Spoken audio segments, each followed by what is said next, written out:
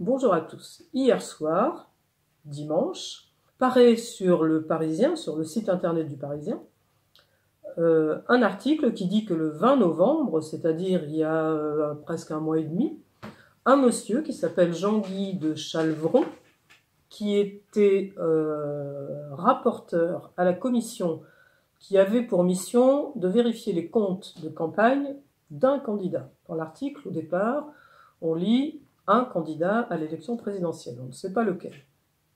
Donc ce monsieur de Chalvron a démissionné, apparemment un peu brutalement, parce qu'on n'a pas tenu compte de son avis par rapport à l'étude qu'il a faite des comptes de campagne d'un candidat.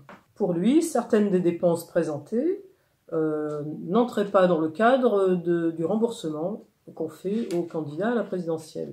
Et ce monsieur avait un avis sur un certain nombre de factures, et la commission n'a pas tenu compte de son avis et a dit bon, les factures, c'est ok, la campagne est remboursée dans son intégralité. Voilà. Donc on n'a aucun détail sur la teneur des factures en question, sur ce qu'elles représentaient. Voilà, ça on ne sait pas.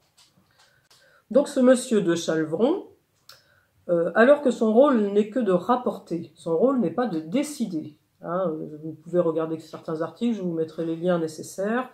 Le travail du rapporteur n'est pas un travail de décision, c'est un travail de rapport, comme son nom l'indique. La décision est prise par les membres de la commission.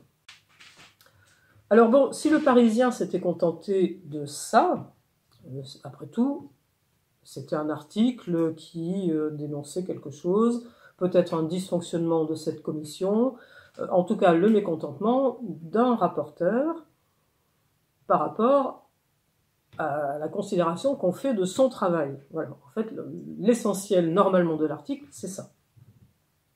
Alors ensuite, si on lit un peu plus avant l'article, on nous apprend très très vite deux choses. C'est que M. de Chalvron n'a pas été le seul rapporteur à taper du poing sur la table et à démissionner. Le Parisien dit, selon nos sources, il y a eu 2 ou 3 qui ont claqué la porte.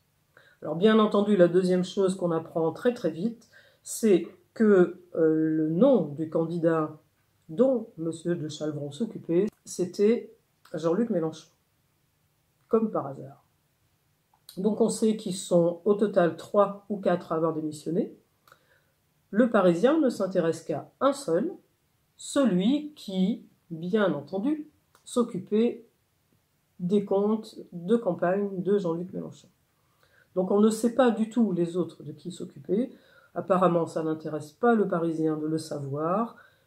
Alors moi, à mon avis, soit un journal est honnête et il dit tous les noms, soit il attend pour publier en attendant de trouver les informations complémentaires pour donner tous les noms, et tous les éléments, soit il ne dit rien.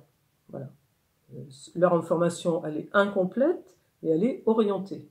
Elle est incomplète puisque les autres, s'il y a eu des litiges, c'est qu'il y avait aussi une différence d'appréciation entre le rapporteur et la commission pour d'autres candidats que Jean-Luc Mélenchon. Voilà, donc il n'est pas le seul dans ce cas-là. Le Parisien précise bien, très clairement, si Jean-Guy de Chalvron a accepté de témoigner, ce n'est pas pour mettre à l'index le patron de la France Insoumise. Je leur laisse le choix du mot patron, ils auraient pu dire le candidat, le contexte c'était le candidat, mais on dit le patron de la France Insoumise. Mais il était hors de question, dans son esprit, de rejeter le compte de campagne, comme ça avait été le cas avec Sarkozy à la campagne précédente, parce que Sarkozy avait dépassé l'argent normalement prévu pour les comptes de campagne. Donc, ça n'était pas du tout le cas pour le compte de Jean-Luc Mélenchon. Et il précise aussi que ce monsieur de Chalvron ne sait pas du tout ce qu'il en est des autres candidats, puisque lui n'avait accès qu'au dossier de monsieur Mélenchon. Alors moi, je me dis déjà, par rapport à tout ça, puisque ça s'est passé le 20 novembre, est-ce que le Parisien était si pressé de publier un article alors qu'il n'avait pas tous les éléments? Ça fait 1 mois et demi, donc quelques jours de plus ou de moins. Il pouvait attendre d'interroger par exemple les autres qui ont démissionné. Ils publient leur papier, incomplet, mais c'est pas grave. Ils n'ont pas tous les témoignages, c'est pas très important. Ils ont le nom de Mélenchon, ça leur suffit. Alors en plus, ils sortent l'article dimanche, juste avant la rentrée parlementaire. Donc c'est un moment forcément délicat. Alors ce qui est intéressant, c'est pas seulement l'article du Parisien, c'est de lire tous les articles qui ont été publiés extrêmement rapidement, juste après celui du Parisien, et qui ont été repris en utilisant ce qu'a dit le Parisien. C'est-à-dire qu'il y a des journaux qui se veulent des journaux d'information, qui ont des journalistes, et qu'ont fait comme travail ces journalistes, ils ont pris un article déjà écrit, et l'ont recopié à leur façon. Et à la façon, entre guillemets, du téléphone arabe. C'est-à-dire, on prend l'article de départ, et puis on rajoute un petit peu à chaque fois. C'est comme ça qu'ils ont fait. Est-ce que le travail d'un journaliste n'est pas un peu autre chose que recopier l'article d'un autre journaliste? Moi, par exemple, là, je fais une vidéo. Je n'ai pas recopié, je n'ai pas repris un article. J'ai essayé de voir ce qu'un article disait, et je suis allé en voir d'autres, et j'ai aussi lu ce qu'en disait lui-même Jean-Luc Mélenchon. Je n'ai pas fait un truc juste en disant, tiens, allez hop, je prends, tiens, le Parisien, il a fait un article, c'est sympa, ça parle de Mélenchon, ça parle de fric en même temps, donc c'est bien, allez, je reprends, je vérifie rien, je n'examine rien, je n'analyse rien, et je ne fais même pas marcher une seconde mon cerveau. C'est ce qu'ils font. Ils reprennent un truc sans aucune vérification. Aucune vérification. Le Parisien pouvait mettre quelque chose de complètement faux, eux, ils reprenaient. Ils ne vérifient pas. Dans aucun des articles que j'ai lus, je ne les ai pas tous lus, mais dans aucun des articles que j'ai lus, je n'ai vu un seul des journaux qui a dit « Nous sommes allés interviewer monsieur de Chalvron ». Personne.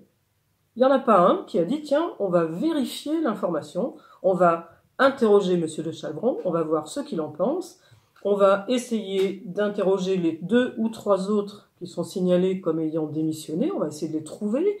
On n'est pas obligé de faire un article le lendemain, on va juste essayer d'avoir plus d'informations, d'étoffer l'histoire et de faire un article d'information, avec une information un peu plus consistante, un peu plus complète que ce que le Parisien a écrit. Non, non, non, personne ne fait ça. Personne. Donc c'est ça qu'on peut reprocher aux journalistes. Est-ce qu'ils sont vraiment des journalistes? Moi je sais pas, j'appelle pas ça faire du journalisme que de répéter comme un perroquet ce que j'ai lu 5 minutes avant. Donc ce que je remarque, c'est ensuite, alors que le Parisien ne le fait pas, quasiment tous les autres articles de journaux, dans le titre, utilisent le nom de Mélenchon. Alors qu'il n'est absolument pas le point central de cette enquête. C'est pas lui le point central. Le point central, c'est un désaccord entre un rapporteur et une commission. Ça n'est pas un nom d'un candidat, mais c'est ce qu'ils en font. Et dans l'article d'Europe 1, que j'ai un peu plus étudié, d'abord il est très court, et parce qu'il représente tout à fait ce qui se fait la plupart du temps dans ces cas-là, non seulement le nom de Jean-Luc Mélenchon est dans le titre, mais il est cité 3 fois dans l'article, qui ne fait que 303 mots, donc une fois sur 100, un mot sur 100, le nom de Jean-Luc Mélenchon. En plus, sans compter le titre, il y a en plus le titre, et à un autre moment, la phrase « le candidat de la France insoumise ».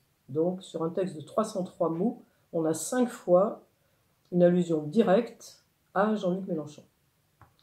À la fin de l'article, qui normalement devrait traiter d'un contentieux entre un rapporteur et une commission, tous les articles qu'on cite contiennent le nom de Jean-Luc Mélenchon. Donc ce sont d'autres articles qui n'ont aucun rapport avec un problème administratif quelconque, mais tous des articles qui ont un rapport avec Jean-Luc Mélenchon.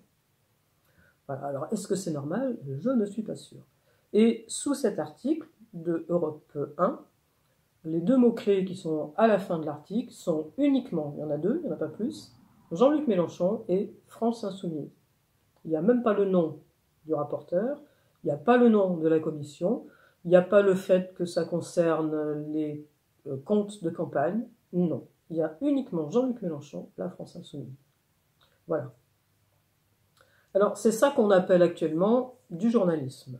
Quand Jean-Luc Mélenchon et la France Insoumise ont parlé de créer un conseil de déontologie du journalisme en France, certains ont poussé les cris, ont dit ça sera liberticide. Non, ça ne sera pas liberticide. Ça sera juste empêcher de dire des choses qui sont fausses ou arranger la vérité de façon à influencer l'opinion du public dans un sens ou dans un autre. Parce que là, il est absolument non éthique de nommer que Jean-Luc Mélenchon, de ne pas nommer les autres, et de laisser penser qu'il aurait fait quelque chose d'incorrect dans sa campagne. Alors que ce n'est pas ce qui est dit au départ par le rapporteur lui-même. Je pense que vous le savez certainement, une pétition avait été lancée par Jean-Luc Mélenchon pour la création d'un conseil de déontologie journalistique en France. Elle est toujours en cours, cette pétition. Elle s'approche tout doucement des 200 000 signatures. Bon, pendant les fêtes, elle a un petit peu stagné. C'est le moment, je pense, avec ce genre d'histoire, de dire oui, on a besoin en France d'un conseil de déontologie pour les journalistes, parce que dans cette affaire, je pense qu'il sera très difficile d'accuser en diffamation, de faire un procès en diffamation, alors qu'au niveau déontologique, il y a effectivement quelque chose de répréhensible dans la façon dont cette information particulièrement est traitée. Je vous remercie d'avoir regardé cette vidéo et je vous dis à bientôt. Au revoir.